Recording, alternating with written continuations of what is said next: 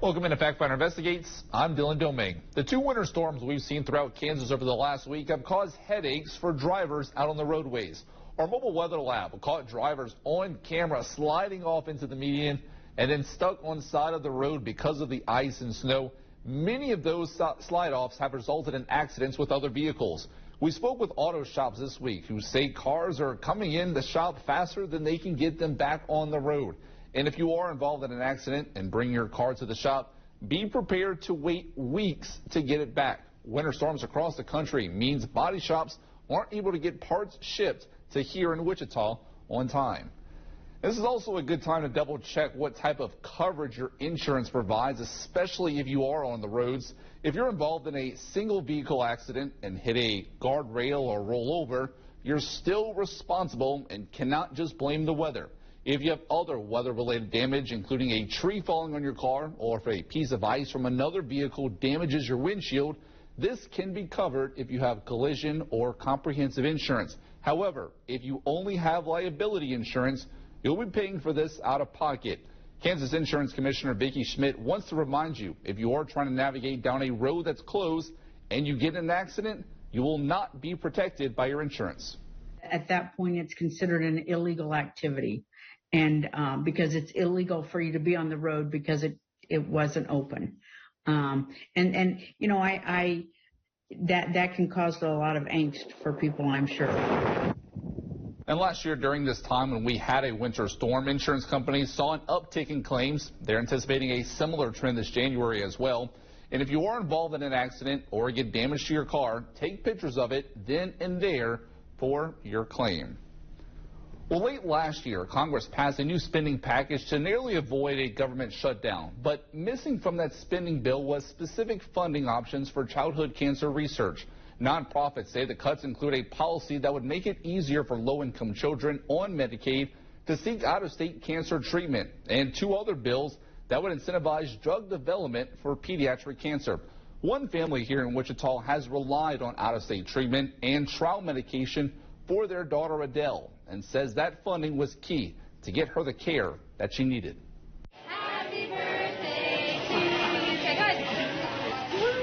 you. For Adele White's family, it's been a long journey. Watching their little girl celebrate her 13th birthday was a day they didn't know if they'd ever see. That 13 is just incredible. We have to remember, you know, she's a big girl now. It was 12 years ago when Adele's life changed, shortly after her first birthday. Her mom, Melissa, says she noticed something was off after Adele bumped her head during a play date. She's so full of personality, so when she stood up, she had kind of like a funny face, and I just thought she was being Adele and making a funny face. But I continued to look at her, and I was like, I don't think that she's doing that on purpose. Adele had facial weakness. Doctors originally thought it may be caused by a virus, but after weeks of no improvement, one doctor decided to schedule an MRI. And then when the neurologist said, we see something, complete shock. I mean, there was, never in a million years would I have guessed that she had a brain tumor. The news no parent wants to hear.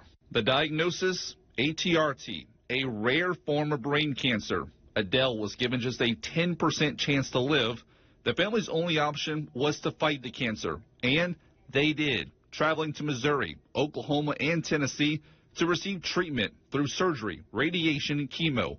Twice, the tumor was removed, but each time, the cancer grew back. Their oncologist said, you're probably buying time, but she deserves a chance. But that chance didn't come without risk and long-term side effects. Radiation as a young child affected Adele's growth, and she's had to take a variety of trial medications, some not even marketed for brain cancer. We chose life, and we would prefer a short Adele that's here with us than no Adele at all. And through that trial medication, Adele remains active, all while still living her life with that tumor. Doctors say the cancer has not shown signs of growing since she began taking that medicine a decade ago.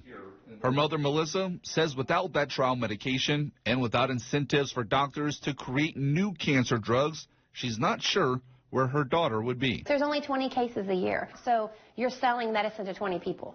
If someone's not incentivizing you to look for better medicine for that, you're not going to do it. You're going to look for the thing that affects 10,000, 20,000 people a year. Melissa believes her daughter is proof. Pediatric cancer research needs to be prioritized, and more funding can help save more children with cancer just like Adele. We know what this cancer is, and now here she is, you know, almost 12 years later, like kicking butt and taking names. And while Adele's family is not on Medicaid, they said if they were, and it was more difficult to seek out-of-state treatment, they may still be searching for answers, since they say there was no treatment for ATRT brain cancer here in Kansas. And Melissa tells me that paying out of pocket wouldn't have been an option either, as their insurance has been billed over $1 million in treatment costs. Melissa's among other families advocating for more funding at the national level, as only 4% of all government allocated cancer research funds goes towards children. We do another Factfinder alert to make sure you don't fall for it. A Wichita man recently lost $15,000 after falling for a scam call claiming to be from Amazon. Last summer, the man, who was in his mid-70s, received a call telling him that his account had been compromised. He was told his account was being used as a drug trafficking and money laundering operation, and that he would be transferred to talk to the Social Security Administration and the U.S. Marshals. Now, the man was told he needed to prove he didn't launder money through his account, so to do so, the scammers told him to drive to Newton and buy $15,000 worth of Bitcoin and send it to them. Scammers then told the man it was not enough money and to return to his bank and withdraw more. Sedgwick County District Attorney Mark Bennett said it was only then where the man was stopped as workers at the bank explained to him that this was a scam and to file a police report. These are high-pressure sales, and high-pressure sales have always been successful. You know, people are adverse to confrontation. And someone gets in your face and really pressures you, whether it's literally in your face or it's by virtue of an email or a phone call or something. It takes a lot to walk away from that. And the DA's office says this isn't the first time their office has looked into a fake Amazon scam like this. It believes that there are many other Kansans out there receiving these scam calls. And a reminder that Amazon, the Social Security Administration, or the U.S. Marshals will not call you to say your account has been hacked and won't ask you to send in money. The stock market would shut down. Yep. Banks couldn't do transactions. Nope. Radios on them cell phones wouldn't work. It is a looming threat to a technology that you use every day, but it could shut down the nation's economy. So why doesn't the United States have a backup for GPS? We investigate.